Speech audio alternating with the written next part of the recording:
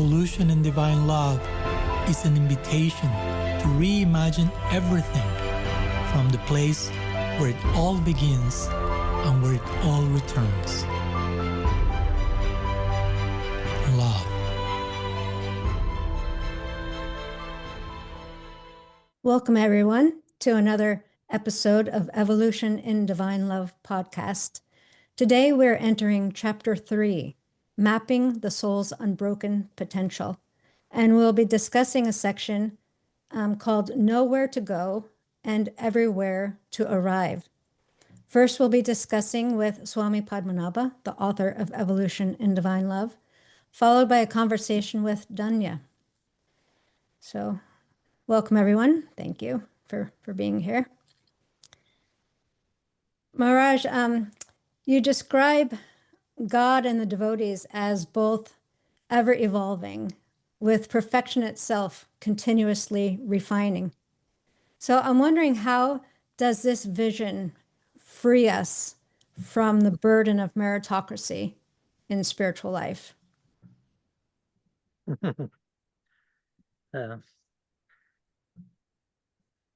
I hope that free us, because we need that freedom.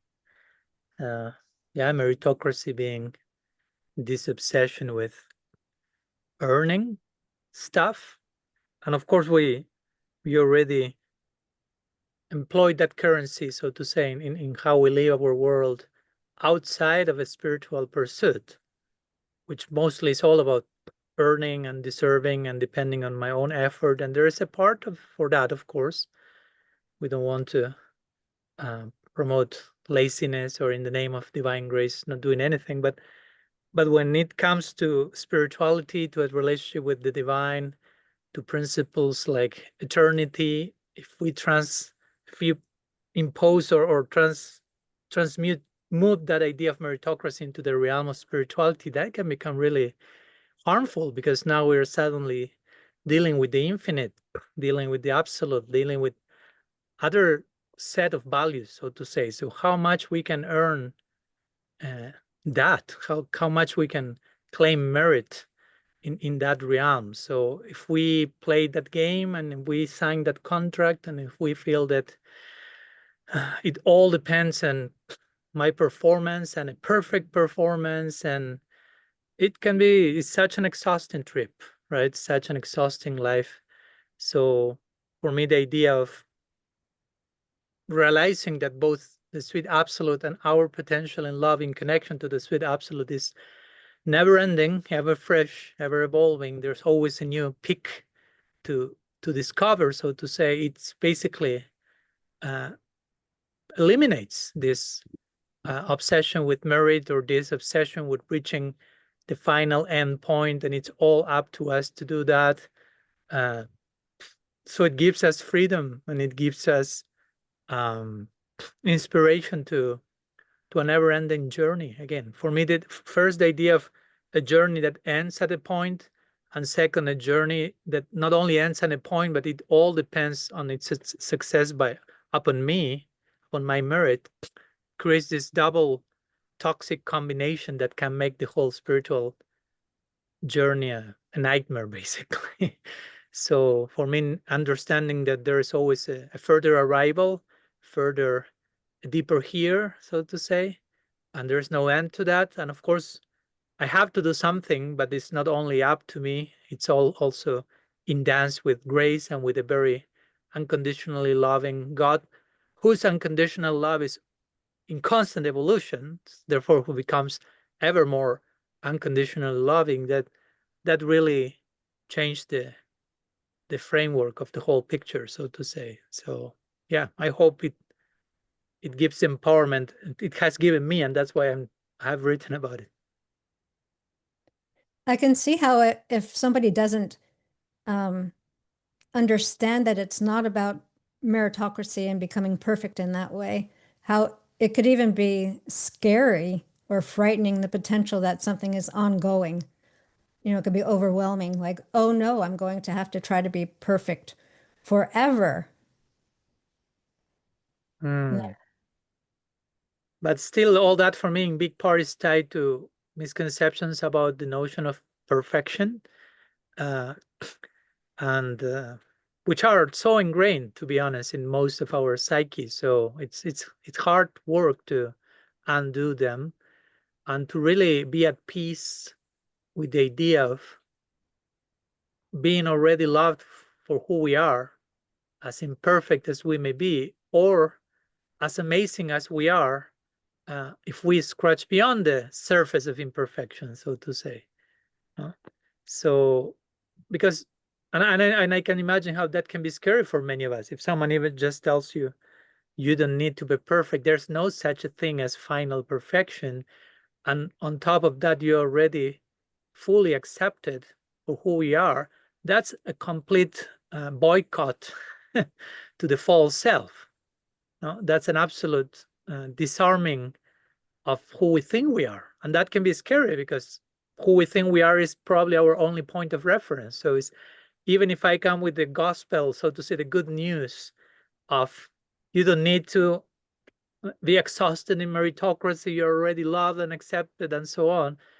As beautiful as those news are, they are so dismantling to a false idea of who we are if we had it, that yeah, it can be scary. So that's why it's so important to have proper support, proper guidance, and to navigate those good news still in safe arms, so to say, and internalizing these ideas gradually, because we cannot even, we cannot digest those good news as good as they are in one single gulp, so in one single glass. So yeah, I think it's okay to acknowledge the scariness of that, not because the news in themselves are scary, but because of the contrast they create and where they put us and where they invite us to be, and what it takes to be there. So again, a gradual process.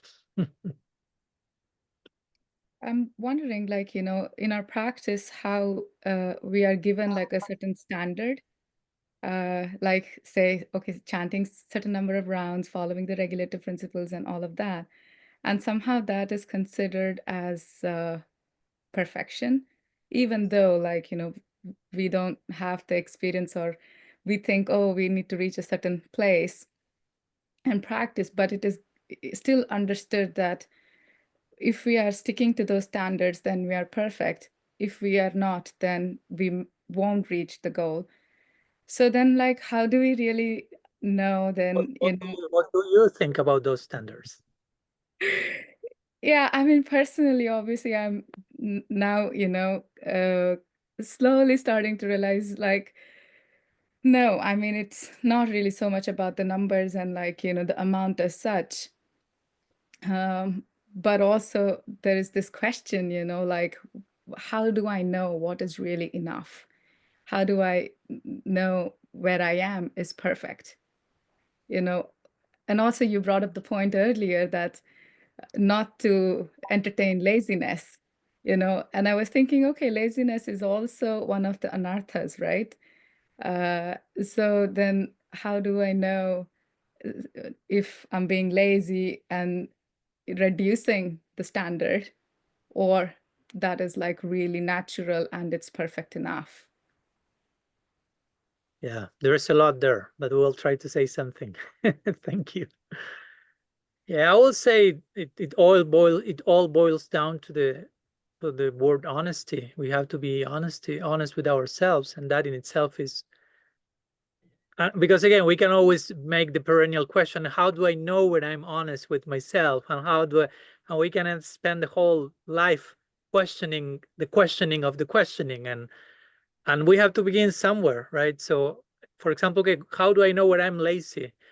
I will say if we are honest, we can start to, we may not get the perfect picture of when laziness started and to which degree, but you can get some idea on general when you are burning out because of the opposite of laziness. You are over demanding too much, or where you are being lazy. So probably if we can see those two, which of course may be two extremes in the spectrum, gradually we may also develop the eye to discern when I'm finding a middle point in which I'm not being lazy nor over demanding, so to say. So it's an exercise. It's actually a habit, discipline of developing vigilance and introspection and observing myself. So witnesshood. That's what interestingly, that's what the meaning of being in sattva guna means, right? Sattva means beingness. So learning to be with myself and to observe where I am and to gain a realistic assessment of where I am and what I'm called to do in a balanced way. No? In other words, sakshitva in Sanskrit, witnesshood, to witness my journey. And of course, we can have feedback from people who know us, who love us, but at the end of the day, that cannot even replace my own introspection and self-observation. And again, it's a moving framework, right? What one day is over demanding, that same thing can be laziness another day. So and standards of perfection, those are troublesome again, because it all begins with this external idea of perfection. Again, with this obsession with perfection itself, like there is something called perfection. I disagree with that. Or we can speak about ongoing perfection again. So yeah, there's something called perfection, and it can always become more perfect. So it's not about, because generally the obsession with these standards of perfection is, okay, once I reach that number, I'm perfect. So it's more about reaching a status quo and staying there. It's not about further ongoing layers of perfection. So that's not perfect. It's a form of perfection, invites a stagnation. How can we call it perfect? And again, going to the principles, regulative principles, or certain number of chanting. Again, chanting is about the quality of the chanting, and the quality of the chanting is the quality of presence and my development, my relationship with Radha and Krishna, which is ever evolving. So there's no end to the chanting in terms of how to chant, in terms of perfection in chanting. And as we talk in terms of the principles, again, the principles are not no meat eating, it's be as kind as possible. And there's no end to how kind you can become. The more you contact ever-evolving love, there's no limit to how much you can embrace that principle, so to say. So if we really play out the implications of these standards, we realize they invite us for an ever-expanding, never-ending application of them. So there is no point of saying, I'm doing them, I'm perfect, I reached them. If I'm doing that, that's spiritual bypassing, basically. That's using spiritual standards to prevent further growth. So again, how do I know if I'm engaging in that or not? We have to spend enough time with ourselves. We have to enter into some silence internally and pay attention. What I'm doing, why I'm doing what I'm doing, what's moving inside of me, peeling further layers, and discovering where I am, where I want to be, how much I'm willing to pay the price to take the next step to reach the new level of invitation, and so on and so forth. Yeah, some thoughts. Wow, that's really very helpful for me. Yeah, I'm seeing that there is some degree of like trial and error and observation involved here. Yeah. And It doesn't also, sound like perfection, right? But yeah, that's more perfect than the other standards of perfection and how people conceive them. Yeah. yeah, yeah, I guess there's also this impatience then, like, oh, when will we find out what it is and when do we arrive? I'm in this idea of arrival too, that if we understand this is the process involved, then we've already arrived. Like, we are in the process and we've already arrived, Yeah. so Yeah. That's why I personally feel we need to reframe this notion of arrival, perfection, and be more at ease and at peace where we are in the present moment, and not be so obsessed with the future, because whatever can happen in the future begins here and now. And that's why, to be honest, this particular section we are exploring today, everywhere to go, nowhere to arrive, is one of my favorite sections in this, especially in this in the sense of this idea of, and sorry if it sounds too narcissistic, that I have a favorite section of my own book. But this idea that we are already saved, right? And played out from a healthy place of not, again, inviting laziness, inviting pride, I'm saved, and these are not saved, not created, but just in terms of celebrating the fact that I'm doing whatever I plan to do for eternity, and there is place to do that for eternity. So it gives so much reassurance, and again, it invites for another set of questions. Again, not so much when I will get saved, when I will get perfection, how, but what to do with my perfection, and what I'm being saved, as we say in the book, not what I'm saved from, but what I'm being saved for. So it's a very positive orientation to salvation and to what happens even after salvation, and another set of concerns, right? Like on the context of celebrating my current salvation, like, okay, how can I dedicate my life with gratitude and joy and celebration to the gift that already came? So the idea of arrival at some point and the standards of perfection and earning and meritocracy, they're basically completely disappeared. No, that's how Rupa Goswami will speak, moksha laguta krit. Like the idea of liberation becomes insignificant because it's no longer a concern. That's basically the intention, not like to insult liberation, but to say, if you really enter in contact with what bhakti means, with what a life dedicated to love and service means, and the gift of unconditional grace,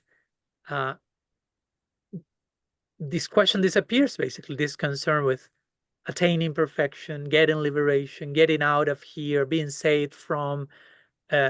We start to operate with a complete different set of values. But again, we need to be initiated into those values, so to say. That's why it's so important to have proper sambandha, proper orientation to life, to practice, to reality. So we experience reality according to that orientation. No? Depending on our orientation, it will be our experience of life. So it's very important to have the orientation in place, so to say, the sambandha. One of the concepts you bring up about the self in this section is that we are beloved of God, and how God's gaze reveals our true essence. So that seems to be a very crucial and fundamental shift that we can make, that would really orient these things into our practice. So I'm wondering too, how can practitioners learn to see themselves through that same lens of unconditional love? Again, it's not it can be also trial and error, in the sense that, as we say before, it can be scary first, because that glance is undressing us completely. So all the masks, all the false designations, all this meritocracy, all this I'm earning, I have to deserve, perfectionist standards, all that pales, dissolves under the glance of true unconditional love. So it can feel scary. So how to do that? Again, it's a trial and error. It's a daily discipline, a daily practice, a daily exercise. Someday it may work better. Someday we may run away from it. Someday we may run toward it, till it gradually becomes a living reality. So one has to also be creative in which are the ways that help me most to enter into that sacred space of acknowledging my my belovedness from the sweet absolute, and accepting that and staying in that place enough so I believe that. I start to believe it. And then I start to embody that, and then I start to extend that to others, and then I start to realize, basically, ultimately, this is the only currency in the market that works, right? The other day I was reading something that said, like, unconditional love is the only cure, and everything else is a placebo, right? It seems the real thing, right? It seems, oh, this is also currency. It's like anartha, right? Anartha means false value. So it seems that it's 20 euro bill, but it's how do you say in English? Counterfeit, right? Counterfeit money, placebo. So when we encounter the real thing, all the placebos starts to collapse. And there are a lot of them. We have a galaxy of placebos. So it's a whole process to witness that collapsing and to realize that I'm still alive. I'm not dying along with the placebo parade. So it takes time. It takes time till we realize, okay, all this is collapsing. I'm witnessing that, but I'm still here, and that unconditional love still here. Till eventually we get the math and realize, oh, actually all that was the placebo, and this real thing is unconditional love. So we get each thing in their own place. Every value orientation goes in their own place. It's not that, oh, the placebo is the real thing and conditional love is collapsing. No. But it may take time till we get it right in the proper place. So yeah, it's a daily investment of our time and energy. I will, of course, invite everyone to do that in one way or another, whether it's we're praying, we're writing, journaling, just spending a few moments trying to remind ourselves of how we are being seen by the divine, entering to that place, greeting the sun like I'm doing at this precise moment as a reminder of how we are being shed light upon by the sweet absolute.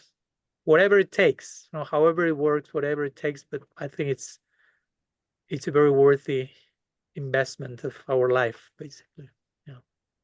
That's so beautiful. As you were speaking, I just kept getting the sense that there's such an aliveness in this approach, and to make to really be conscious in the moment, in the present, that there's such an aliveness. And again, not our life is something separate from our spiritual practice, but at every moment in the presence, there's an aliveness there that we can participate and relate with the divine.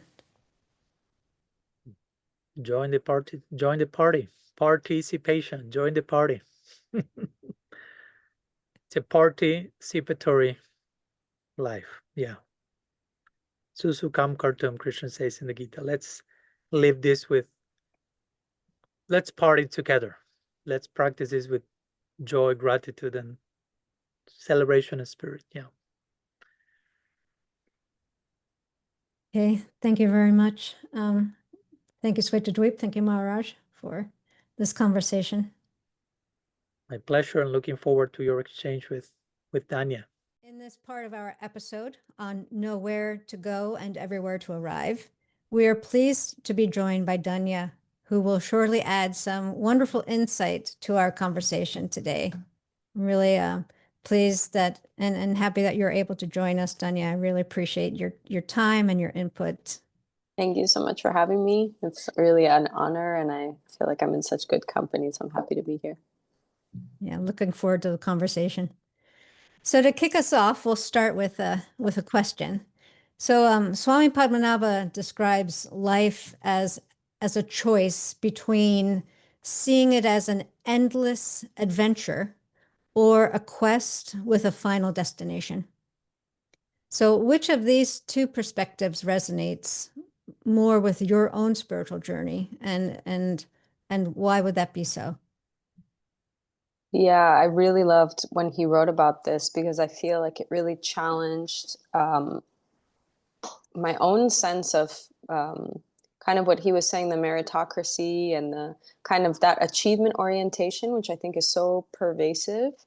And it certainly is for me as well. So it was such a beautiful shift to actually be able to sit with those options basically and say, actually, I don't want it to be this quest to a finite destination where I just like kind of ring a bell and I'm like, okay, I've arrived.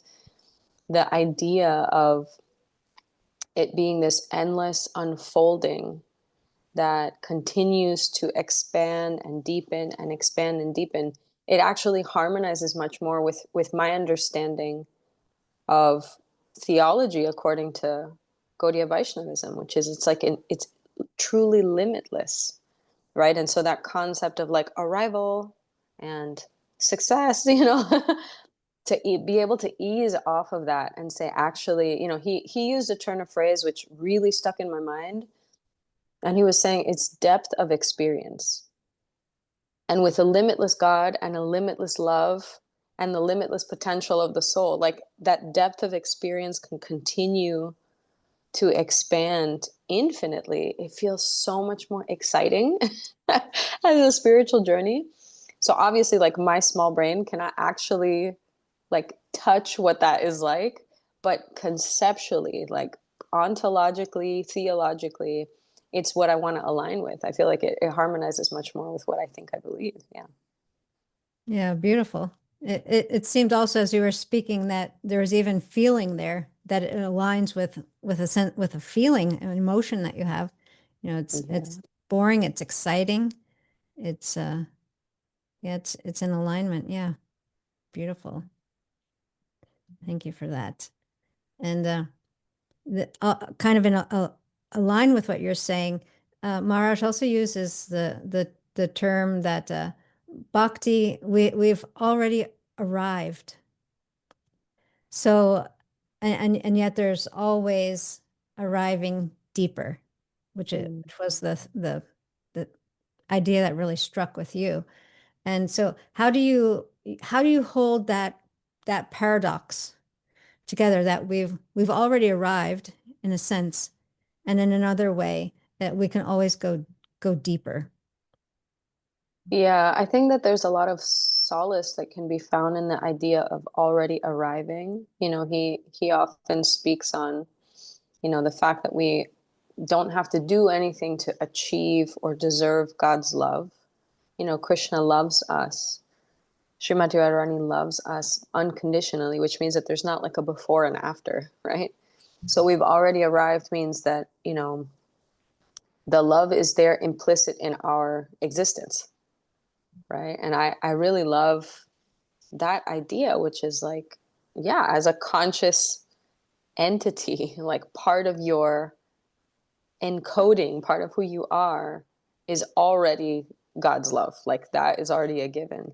So in that sense, I resonate with the idea of arriving, and then, it made me think of becoming a mom, because it's definitely, like my daughter was born and it's like, you're a mother. And it's like, yeah, because I had her, because I have a daughter, right? But the becoming a mother, that's every day. Becoming a mother is every day. And I have to become more mom every day. And the more I do it, the more I actually feel like I'm a mom, and the more I actually feel like I'm mothering her. So, to say like, oh, so she was born, so you're done, right? Like, you're a mom. And it's like, yeah. And some people will allow mothering or their spiritual life or whatever to kind of hover in that plane. There's some relief maybe in that, of just like, okay, I did the thing, I arrived. But I think that, true mothering or true seeking or true devotion means that every day you wake up and you're like, how do I do this deeper? And it also means that there's that reciprocity, because every day she's more my daughter. Like, as she develops and grows and expands and, becomes more herself, I have new and fresh ways of connecting with her. So it's obviously maybe like a simplistic example. It doesn't have all the dimension of maybe our relationship with divinity, but it's the closest I can get to like a parallel of, like, yeah, I'm not done being a mom. I'll always be a mom, and I'll always be becoming a mom. Because the more you do momming, I have found, the less you find, like, I am definitely less, I'm more humbled as a mom as I go on. And I think that that could also possibly be said about our spiritual journey, which is, yeah, the more we dedicate ourselves to the path of devotion, the more you see like how far ahead the path stretches in terms of potential and what can be offered and how you can dedicate yourself and all the love that's possible. So yeah, I think that that's maybe the parallel that feels the most real for me. It's interesting how you're saying it's a simplistic example, but I was thinking, wow, that's such a beautiful example, because in one sense, like you were saying, you've already arrived, but there is like deeper arrival, like what you were saying earlier about, you don't like so much like the idea of a finite destination. but you were appreciating how Maharaj was saying that you go deeper, like there is a deeper expansion. So yeah, in this, the example of your motherhood, it's just so, such a beautiful example, because you can live that experience to see, okay, this is what it is. It's going deeper and deeper. And I was thinking for us, like, in the Bhakti tradition, we are given this idea of what it is going to be in the spiritual, what it is going to be like in the spiritual world, So it kind of seems like a finite set of things, we're doing this and that, like, 8 periods in the day. And yeah, so it feels like, oh, that's it. Like, we go arrive somewhere and that's all we do. But understanding this now that, we go, even if we're doing the same things, we are still growing deeper. Mm. So yeah. And I appreciated too the point that because it's relational with your child, your child is also changing Right. as you are changing. So it's like such a dynamic evolution, and therefore that opens the gate for it to go deeper, to go inward as opposed to just linear. So there's more content there's more ways for you to be a mom as your child Right. as your child grows, so much more deeper ways to connect. So that's Yeah. a really good parallel. Yeah, absolutely. And I think that, Maharaj touches on this in the book, is that, there's like a churning that happens in that mutuality, where it's possible, and obviously we're both like conditioned beings, my daughter and I, or my son and I, but there's like so much potential for what can happen in a day in terms of relationship and how we can learn each other and serve each other. There's like a sense of almost like fascination, right? Because you don't know what part of you is going to be elicited by the relationship based on what they're doing. And they're not sure what part of them is going to be elicited by what you're doing. And it's not a conscious thing like, oh, let's try and expand today. Like no one's setting out to do it that way, but it ends up happening kind of automatically. And what I think is important there, which is, yeah, something that perhaps has been more of a struggle in my personal life, and I think maybe it's something that other practitioners feel as well, is there has to be like so much safety and so much softness and so much trust in the relationship for my daughter or my son to show up authentically, and for me to be able to do the same. And if that environment is not fostered, well, I know a lot of people who have difficult relationships with their parents or difficult relationships with their children because there wasn't that sense of getting to know each other and being able to go deep. It did feel like it was stuck in a mechanical place, the way that I feel and I have felt in my spiritual life, for sure. Like, oh yeah, there's the Ashtakalya Lila, and I know that there, and then you're supposed to chant the rounds, and that's supposed to connect you to Krishna, and then you worship the deity, and it does feel a little bit like, wow, is it just like a mechanical thing? Am I going through the motions that I'm going to feel it later? And there's definitely days in mothering where you're just like not, if you're not connected and if you're not really dropping in, then yeah, you just get up and you make the breakfast and you make sure that they go to where they need to get to, and you have to set up a play date, and then they have to go to sleep, and they're feeling a little, and it feels just as mechanical. And it can become, I've also in my work, I worked with perinatal mental health, which is like the wellness before, during, and after having kids.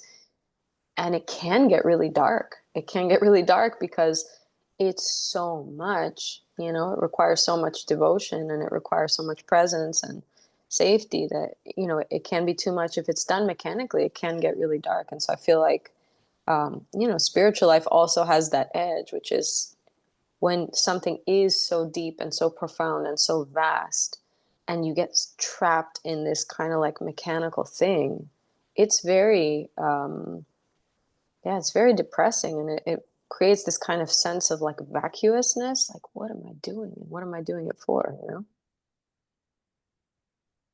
Yeah, really good points. Did you have I, something? Wait, did we? yeah, I was just thinking that, just this morning I had this thought about what it means to arrive, each moment. And I was thinking it's more of an arriving home.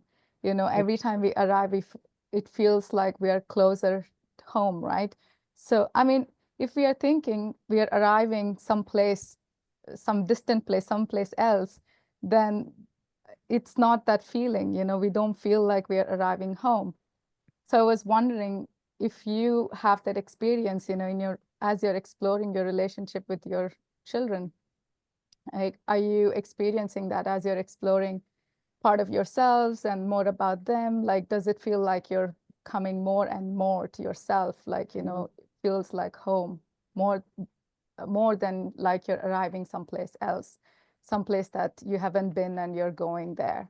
Mm. Yeah, that's such a beautiful question. Even the concept of the feeling state, right? Like, when you engage in this relationship, does it feel like a homecoming versus like arriving as a foreign person, you know, like a person in a strange land, right? I think um, I felt it both ways. I think essentially, you know, at its core, there was something like immediately familiar about being a mother. You know, when I saw my daughter, I'm speaking of my daughter. I have a son also, but my daughter introduced me to motherhood, and my son expanded my motherhood. So, you know, when I held my daughter, there was like a feeling. I just kept looking at her, and the way that she looked, and the way that it felt, and my husband and I, just like the thing that kept kind of reverberating in my head, which is why I resonate so much with your question, is I kept thinking, of course, of course, of course. And I didn't grow up wanting to be a mom. So it wasn't like I had this fantasy of like, oh, motherhood. And, you know, my husband and I were together for many, many years before we decided to try having kids. So it wasn't like it was some idealized thing I had. I was very open to like, this experience could be a lot of different things. So that feeling of like, of course, I definitely have felt that in my spiritual life also, with that same sense of familiarity, which is like, feels like remembering, feels like coming home. It feels like, of course. And it's something that I think is beyond, it's definitely not rational. It's not an intellectual, of course, like, things make sense. It's almost the opposite of that, which is like, I cannot explain why, but somehow this is right. You know, and I think that it's an important sense in motherhood, which I think is kind of very accessible in that experience, which is a connection to intuition. And I think it's also a really understated, perhaps even undervalued strength in our spiritual life, which is also our intuition. You know, like allowing ourselves, and I think it's very subtle. I think that it's like a finer sense. I think it requires a lot of other things to be in place for us to feel comfortable honing in on that. But I think that there is a really important connection to ourselves, that when we're studying or when we're having spiritual experiences or we're in certain association, we can actually contact that, you know, we can contact that voice. And when it does say like, of course, like, oh yeah, there's like a certain sense of, yeah, arriving in the sense of like, now I'm home, now I can, you know, and Maharaj talks about that also in the section that we were reading, which is the concept of salvation. And it's basically like, what are you being saved for? Like, what happens now then? Like, okay, you're saved. And now what's going to happen with that? What is that for? What would your salvation create or elicit or give you permission to do? So I feel like it's that intuitive sense of like really homecoming, connecting, being saved, and then that giving you sort of like an opening to proceed. And then, yeah, what happens in that proceeding, that's what we're all talking about, right? Yeah. Wow, that's really beautiful. I was wondering, when you have this like idea of, or like you come to the realization, oh, I'm saved, but what am I saved for? Then there is that, I mean, I guess there is this, I want to say panic, but not exactly panic, but kind of like trying to understand, you know, it's searching for that. Like, what is it, you know, like, what is it I'm saved for? So how did you ever have that experience, you know, where you're in that state and feeling impatient, like you need to find, or somehow you found something where you felt comfortable that like you're saved, and wherever you are, like right now, that's what you're saved for, or that you have to find something else, and feeling that anxiety or rush and impatience. Yeah, I guess I haven't thought about it much in those terms, which is a really interesting way of framing it. I think if I look back on my life and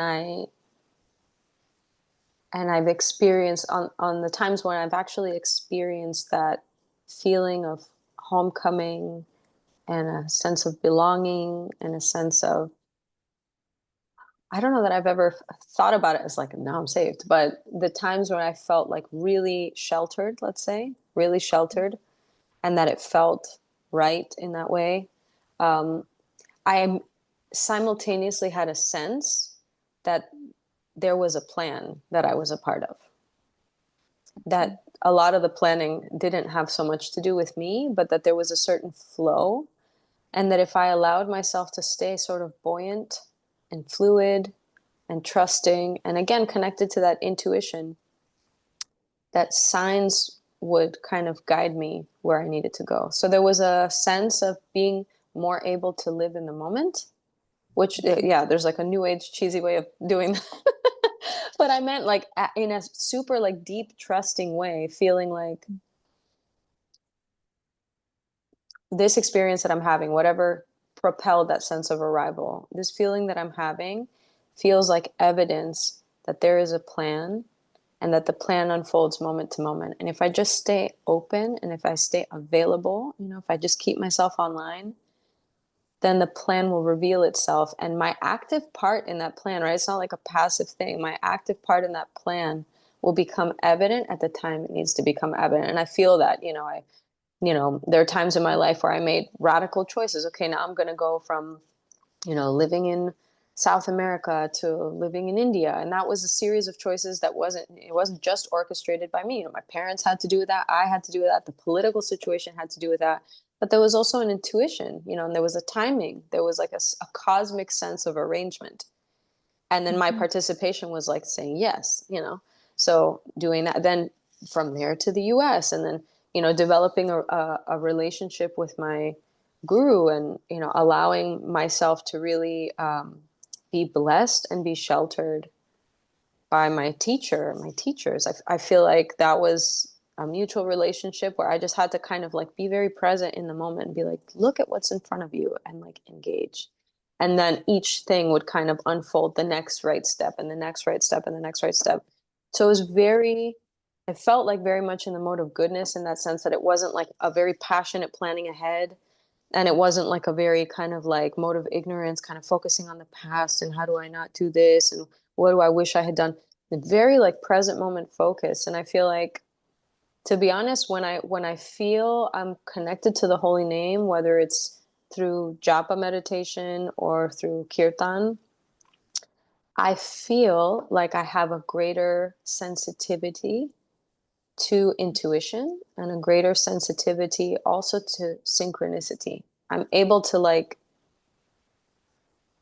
perceive signs or perceive messages and understand like, okay, these are like little hints and glimpses of like a plan, and this feels like the next right step. So yeah, those are times where I feel like, yeah, that's what it prevents me from being like, well, what am I supposed to do? What, those feelings, which I can definitely fall into because I am a planner and I am passionate, that kind of thing. So when I felt properly aligned, that's kind of what it feels like.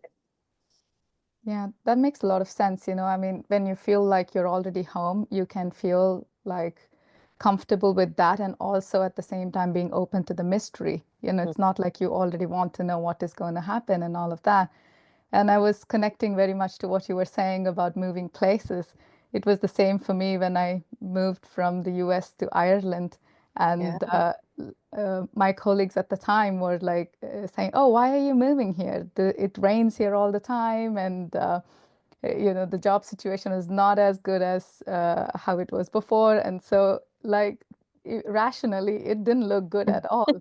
you know? But somehow I felt that was the right move, and I Yeah. regret it. Like so yeah, something that felt like, yeah, it was arriving. And yeah, so from that place, we can, I think, be open to mystery. Yeah, thank you. That's helpful.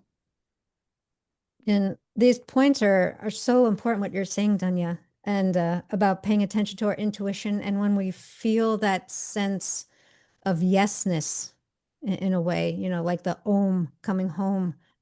And then it's a evidence that we are connected really to a higher plan, that we are part of a larger flow. But I see that in a lot of our spiritual lives, we don't get that training. And also intuition is really put down. Individual thought, you know, emotions, feelings, checking in with your inner self is oftentimes considered irrelevant. Although that's, you know, that's really the language that we speak really in our spiritual lives. In our internal life is where it all exists. But what do you think also? Have you experienced that within your own community, perhaps, where intuition is not really valued or taught or respected as a spiritual tool, even as a way of communication between the divine and the self?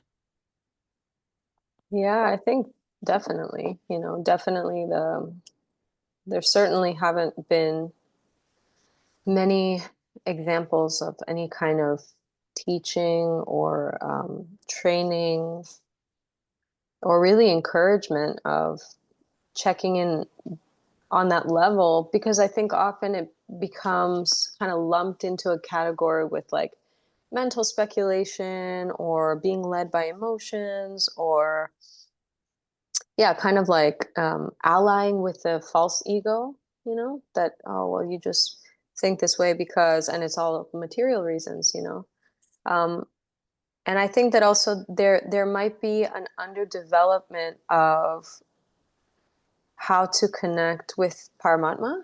I think that because, you know, we have the kind of the complete absolute truth of Paramatma and Bhagavan and Brahman, that the emphasis is so much on developing the uniqueness of Gaudiya Vaishnav conception of relationship with Bhagavan, that maybe our Brahman realization and our Paramatma realization seem to be kind of like kept in the shadows. And I know that, you know, there's many discussions that have been had about like, yeah, but they're all part of the absolute truth. And one would have a relationship with all of those while developing their relationship with Bhagavan. And it's not that we have to force it or that we have to hyper focus, but I feel like then what ends up happening is it's kind of kept in the shadows. And I feel like there can be such a strong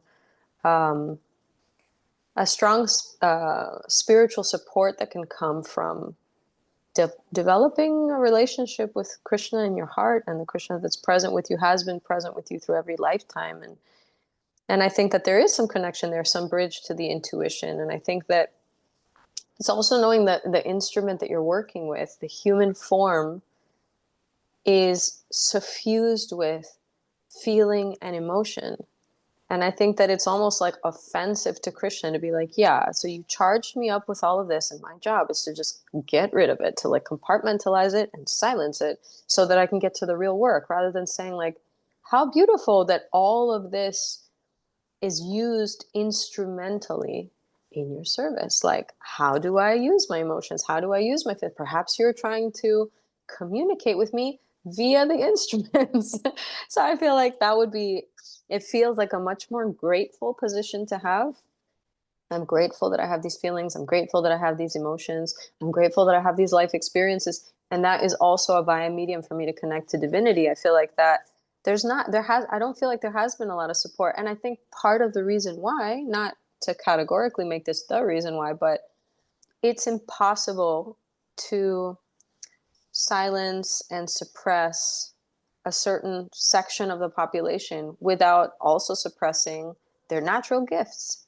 And so in any community where women are looked down on, or their voices are suppressed, or there's an insufficiency of representation in leadership, and they themselves are not allowed to be teachers and, you know, guide according to their understanding of their spiritual gifts, then of course whatever is natural to that embodiment is also going to be silenced and is also going to be minimized. So, you know, all three of us are embodied in the female form in this lifetime, and I'm sure that we all have unique stories in our communities about, you know, whether we feel like we've been able to fully express and explore even whatever service we may be able to offer through this form. So I think that, you know, that's been the experience for many women, especially in the Gaudiya Vaishnav community, especially in this expression of Gaudiya Vaishnavism, which is, you know, the Krishna consciousness in the West, you know, post Prabhupada, is, yeah, there's a huge sector of the population that hasn't been allowed to offer their gifts, and some of their gifts inevitably are also an intuitive sense and emotional intelligence and relational intelligence. And so, yeah, that's going to be lacking. And also, there's not that many role models then me growing up as a young woman, I'm not able to look at a bunch of teachers and leaders that I can identify with, that may be able to offer the similar things, you know. And I think we're challenged by that still. I think that it's a big gap that people are noticing, like, oh yeah, there is a need for that. Yeah, I really resonate with a lot of the things that you said, starting at the beginning with not appreciating, in a way, Paramatma. I came to a point in my own spiritual journey where I realized that I had, like, in a way, bypassed God and just went to Krishna. You know, I went to Bhagavan, bypassed God without, you know, so I was trying to have a relationship with Yeah. God without him being God. And so I've kind of like backtracked since then, and Mm. more establishing a relationship with God, which doesn't exclude or preclude Krishna, obviously. Right. It's all the same package, but it's a different opening. It's a different opening. Whereas before I was much more goal oriented and driven in a particular direction. Now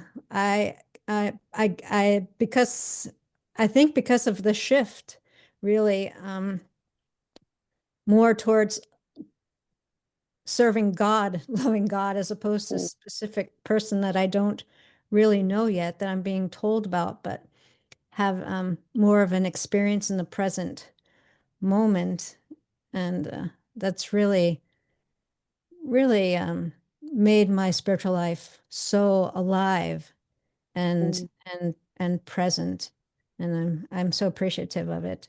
And yeah, really what you were saying also about the feminine natures and the gifts that come along with the feminine, and how luckily they're starting to be noticed, but how that has really impacted our sense of spirituality, relationship, because it's impacted our idea of relationship, not Mhm. having the female voice in it. And again, I think the masculine voice created a very target-oriented Mhm. spirituality. You know, there's a goal, you shoot your arrow, go out, you know, hunter mode.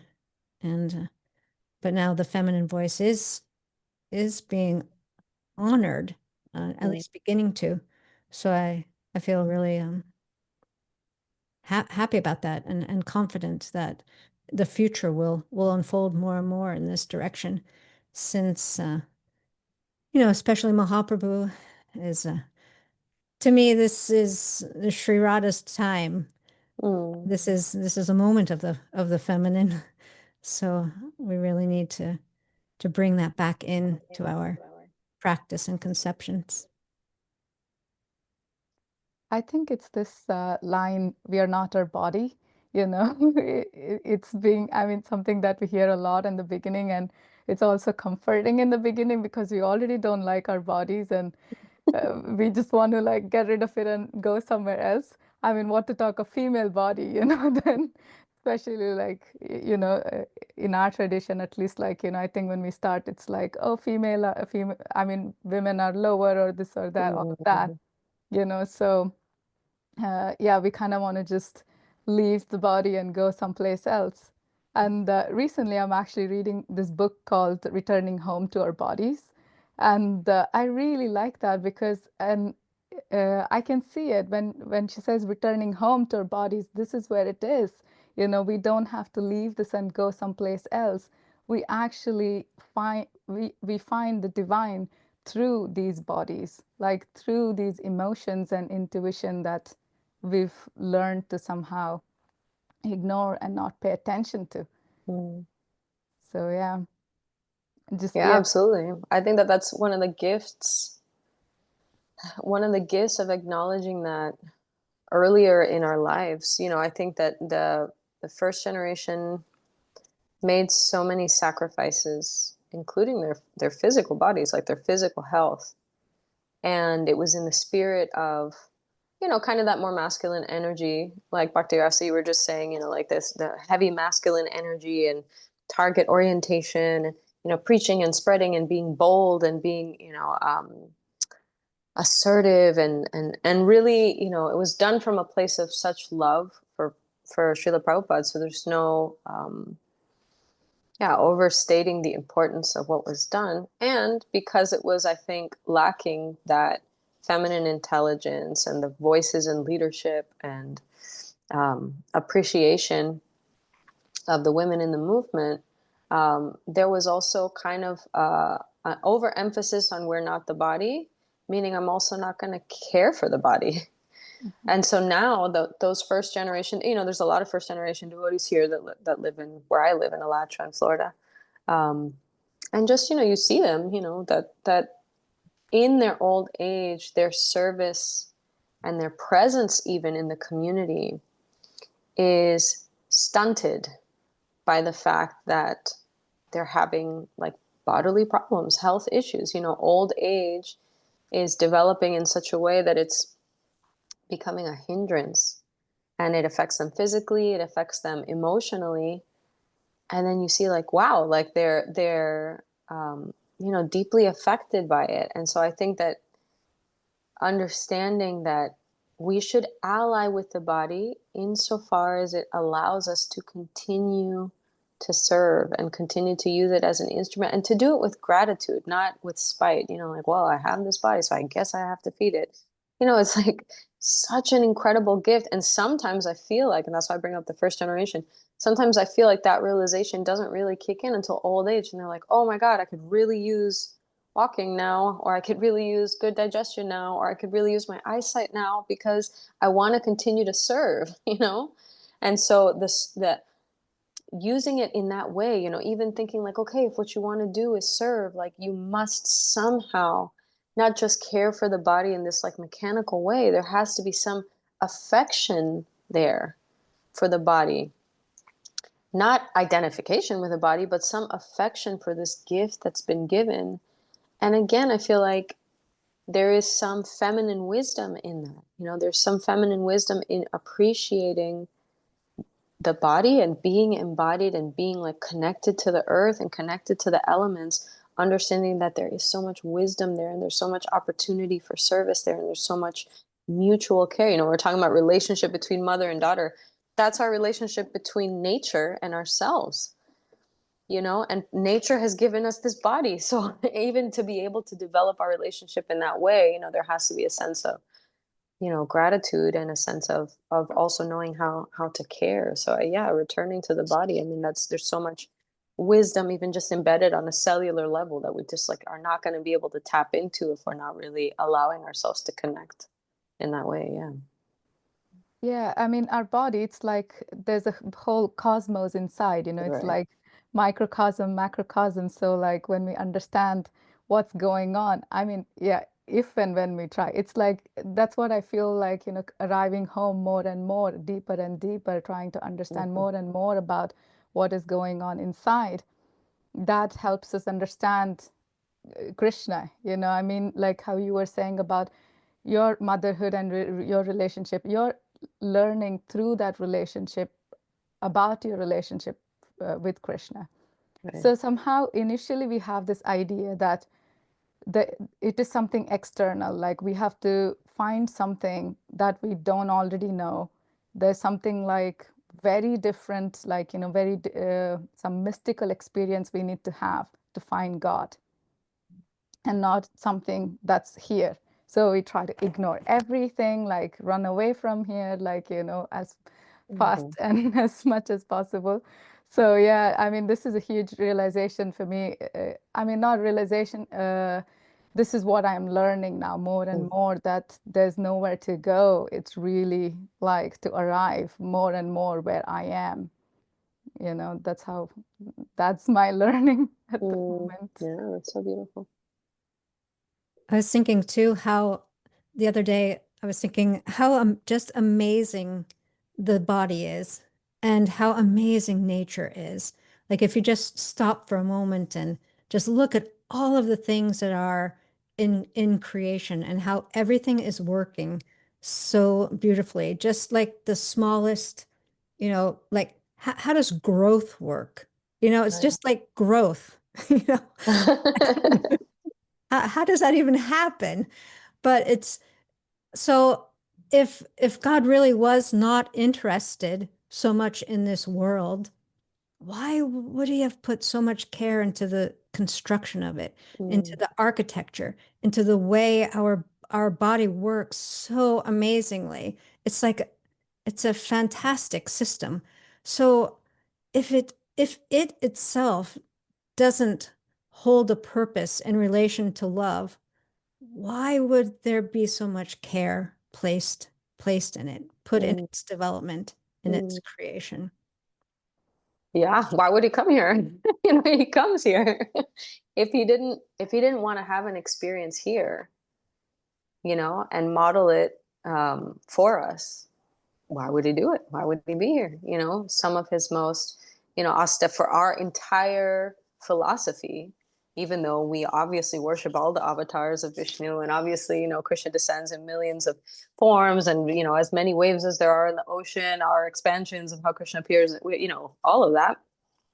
But we're Gaudiya Vaishnavas, which means that we worship Lord Chaitanya, who came and appeared as a human on this planet. So, like, what more do we need? What more do we need to know? And I think that it's so valuable. I think that it's so obvious that that's why I think there has to be such a strong movement away from it, because when things are obvious, they're just obvious, and so you have to fight really hard to like push the current in another direction. And I think that there's a fear in the power of the body, there's a fear in the power of nature, and whenever there's fear, then there's going to be like subjugation and some sort of hierarchical move. When there's acceptance and welcoming and like non-intimidation, and it's like, yeah, then there's a place for that.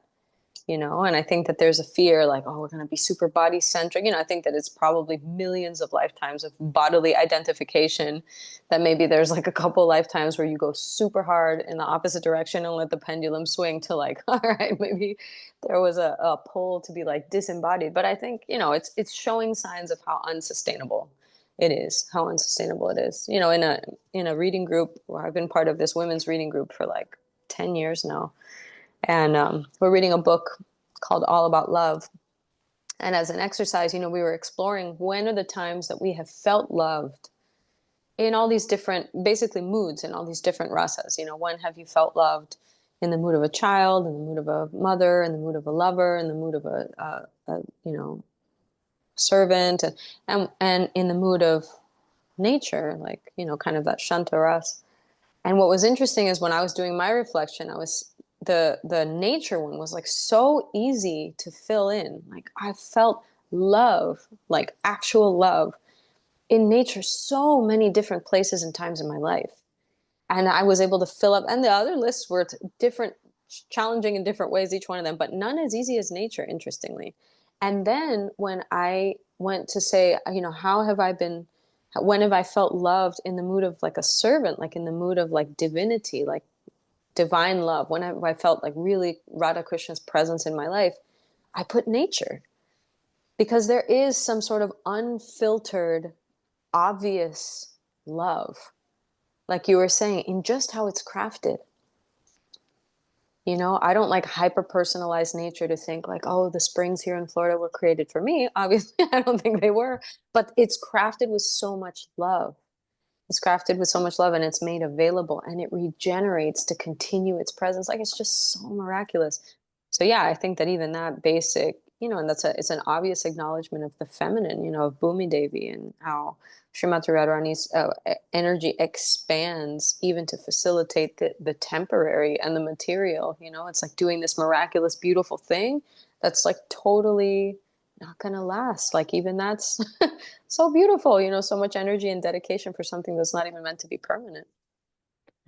Yeah, the regenerative aspect of nature too. I was thinking about just yesterday, because how magical it is.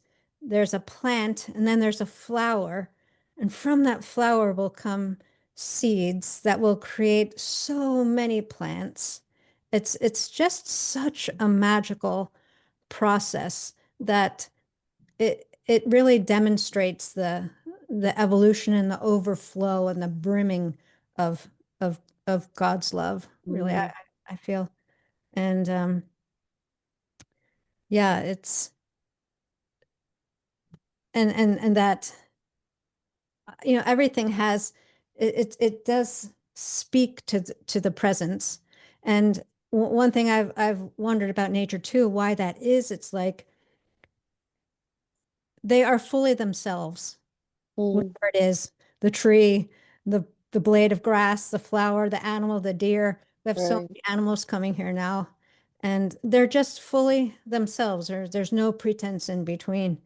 So it seems like that then their absolute um, presence invites that, invites us to reciprocate in that Mm, same way. We can also drop our guard as they have dropped theirs, and they're just fully themselves. And in the flow, also, mm, they're in the flow of simply being what they are. They're not trying to compete to be some other kind of thing. This one tree is not trying, the oak isn't trying to be a pine. It's very content in mm, being what it is, and therefore it can fully be itself. And it invites us into that same space and energy.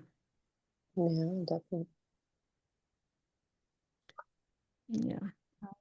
So kind of shifting a little bit, before we wrap up, um, one thing that came up also is being a beloved of God in this section. So, and you also mentioned in your reading group about this, touching the times when you've been loved, you have experienced that love. So I was wondering also if you could just explain a little bit more, or share a little bit more, the moments in your life where that you felt that as a tangible truth, that you are a beloved of God. Wow. Yeah, I think maybe when I was really young, I don't have like so many memories of my like super early childhood. Like, I'm always baffled when people are like, when I was 4, I'm like, 4? I don't remember anything.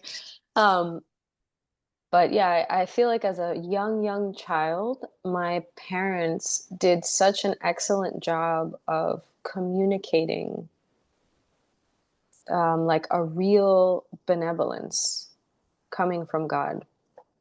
Like, just the nature of God being this like loving, completely omnipresent being.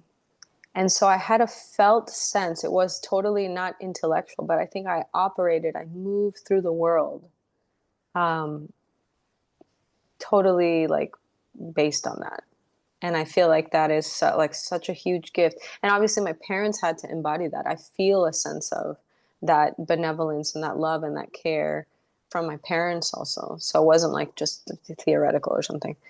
I feel like I really felt it. And I think both my parents in really different ways encouraged me to explore a personal, private relationship with God. And I think that it didn't really occur to me until later on that the privacy of a relationship with God was really essential for me. I'm an introverted person by nature. I'm private by nature. I'm like quite shy, and I really enjoy my solitude, and that's been like that since I was a kid.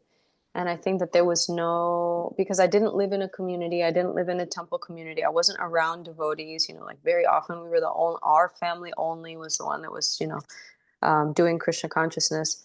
There was kind of no choice but to be private, and there wasn't a sense of needing to perform it for anybody. You know, nobody was checking my attendance at Mangalarti. Nobody was checking my like posture for my japa practice, or, you know, checking how many verses I had memorized. You know, nobody was checking on that. And that wasn't the way that I was educated. And in so many ways, I feel like I wish I had a community, and I wish I had been plugged into that kind of education, because I had to sort of learn that later on in life, and had a lot of other life experiences in between. But yeah, I feel like that privacy allowed me to explore without the supposition that I, for any reason, wasn't already loved, or that I wasn't cared for. And that was a real gift. So I'm really thankful to my family for that. And I'm really thankful that the philosophy operates on that premise, you know? So I would say and I think that, you know, just psychologically, developmentally, that kind of sets one up to be able to find that later on in life in different ways, or it at least gives you a good chance of finding that again, because you have something to compare it to. And so, yeah, I think a big way that I felt love in my life, kind of going back to what we talked to at the beginning of the conversation, was just the way that my life unfolded, where I felt like I was being protected. You know, I lived in really I lived in Caracas, Venezuela, during a period of time. You know, it's still massively dangerous, but kind of like as the danger was cresting and peaking, you know, I was living there as a teenager, and I was definitely in many risky situations. And I, looking back on it, was able to see like, wow, I was protected. I was sheltered. So that was definitely a way that I felt God's love. Just the people in my life, I have to say, are probably the most obvious way that I feel like, wow, like Krishna is so wonderful. And on some level, even though I don't really see why or how, like, I think he thinks I'm wonderful too. Because look at all these wonderful people he's populating my life with. You know, whatever I am is because of the people in my life. And that means my family. It's definitely true of my siblings, you know, then my husband, my friends, you know, and again, I'm someone who like really values time alone. I like being by myself. So to see my life populated with friends and families, you know, my spiritual teacher, just the most incredible relationships that have grown me and that have nourished me and supported me, you know, that is the number one evidence of spiritual love. And even, you know, I lived in Mayapur for some time. And after living there, I remember telling a friend, and I've said this before, but I remember telling a friend, I think Mayapur is the first place I've been where I love that place, and I feel like the place loved me back. Like I felt actually loved by where I was living, and I couldn't explain it. It wasn't like one thing, it wasn't one person, it was just like, I feel like this place is loving me, like it's like radiating love, you know. And yeah, on the surface, there's no reason to believe that that's so, but you know, something energetic and you know, kind of beyond consciousness kind of made me feel that. So I think, yeah, I don't know, if I really thought about it, I would come up with so many ways in which I think, you know, I felt tangible experiences of love. But definitely, I think those are the ones that come to mind first. You know, those seeds being planted from the beginning, kind of creating that, you know, basic feeling of what it's like to be loved. And then after that, you know, just all of my relationships, that's definitely, even when I don't feel like there may be love active and present in that relationship, because relationships are hard, and sometimes you feel like, wow, the love is not flowing. It is, you know, we are in a challenging moment. The fact that the relationship even exists for me is evidence of love, if that makes sense. Wow. That's amazing. I mean, whatever you were saying, it seemed to me like you always felt you were loved. I mean, that is just amazing. I mean, uh, that's how we all want to feel, right? That we're always loved. And your experience, one thing that I was connecting is how you were saying growing up, there was nobody to judge how you're doing, like, are you coming from Mangalarati or how are you chanting? No one's judging any of that. So you could be yourself.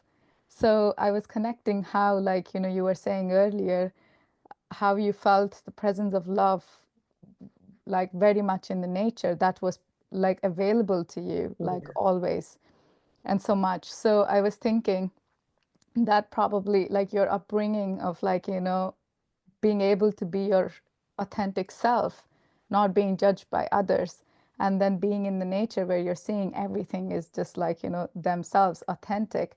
So you had that connection, which is really not that usual, even though we do feel healing, like when we are in nature, to feel like, wow, there is love, that is special. So what I'm picking from that is the authentic lifestyle that you had the good fortune to live, like growing up. Yeah, I think in my home life and in my private life, I definitely had permission and encouragement to be authentic, and both my parents are so supportive in that, even to this day. I think that because I didn't live in a community where I felt, I just lived like in mainstream community. But if you can imagine what it's like to like be born in the 80s and grow up in the 90s in South America as a devotee in mainstream culture, there was like nothing to identify with. And I remember being very challenged by that because I did feel that pull towards authenticity, but there was no modeling and there was nothing to identify with. So I think I definitely moved through the world with a certain degree of, in the privacy of my home, being very authentic, but navigating quite a good deal of inauthenticity in the world, and not really knowing how to interface how I was feeling, or I wasn't this like super convicted like devotee child who was like, oh Krishna. I wasn't like that. I feel like I was authentic, but I was also like, yeah, very much exploring. My parents even encouraged that a lot, which I think contributed to authenticity. I went to a Catholic private school during part of my life. I went to like Jewish summer camps. I went, like we were all over the map. I went to regular secular public school for the majority of my education. So I think authenticity was in development. I think that's what it was. It wasn't like I was an authentic being who was like very clear on her values and her principles, and I just navigated the world that way. I think my authenticity expressed itself as like, I don't really know, but we're exploring. And my parents were like, yeah, okay, and this is what we know and this is what we have, and you're exploring. And that included everything across the spectrum. It included, yeah, it included being very like confused and challenged when I was in school to describe like, who am I? What do I believe in? And how do I, who do I want to be as a person? So I think that, yeah, there was definitely a place where I felt like I was able to be authentic. But there wasn't really clarity. I think that was still, it's obviously still in development. But I think it took until my like late teens, maybe early 20s to really be like, okay, I think this is the path that I want to follow, and therefore a lifestyle will need to support that. Whereas like before, all of that felt like, it's historically it was much tougher than it is now. Even the visibility of like, having social media where you're like, okay, maybe I'm this lone devotee somewhere out in South America, but I can see, thanks to the internet, that there's plenty of people, that did not exist for me as a kid. And so I definitely felt like a little alien, I felt like a little alien a lot. I was happy being that alien. I liked being an alien, but I definitely felt like an alien.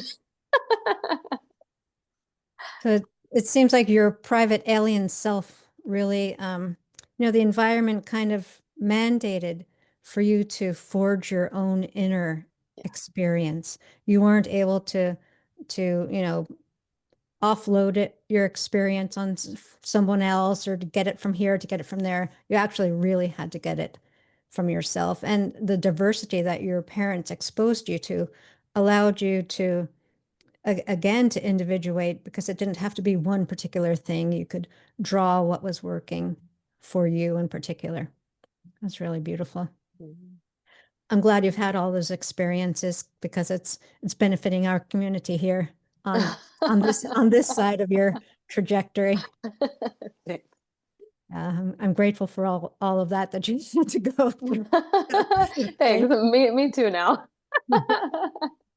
Yeah, so I know you have other appointments ahead of you, so Right. we'll call it a day here, unless there's something else you'd like to add. No, I'm so grateful for this conversation. I'm so grateful for you too for holding the space and kind of, churning the conversation, for Mars for writing the book. I think that he's really at the forefront of these very important, very deep, conversations that we've been having, and it's been such a it's something that I'm so grateful for, the nature of how he discusses the philosophy and how he embodies it and how he brings people together. The fact that we're able to talk about this and that we're able to make this conversation available and accessible to others. I think that it feels like a breath of very fresh air in the greater community. And I feel so super grateful to be included and to be able to contemplate these things, from these really special perspectives. Yeah. Thank you very much for being a part of the conversation. Really appreciate you as well. So we'll end now with a pause and allow our listeners to contemplate how these concepts affect them, how they land in their own lives. So thank you, everyone. Sweta Dweep. Thanks. Thank you. Thank you both. Thank you. Take a deep breath and reflect on the profound reality of already being embraced, saved by God's unconditional grace. Contemplate the beauty of living a life of continuous celebration, appreciating both our present state of salvation and its ever unfolding evolution.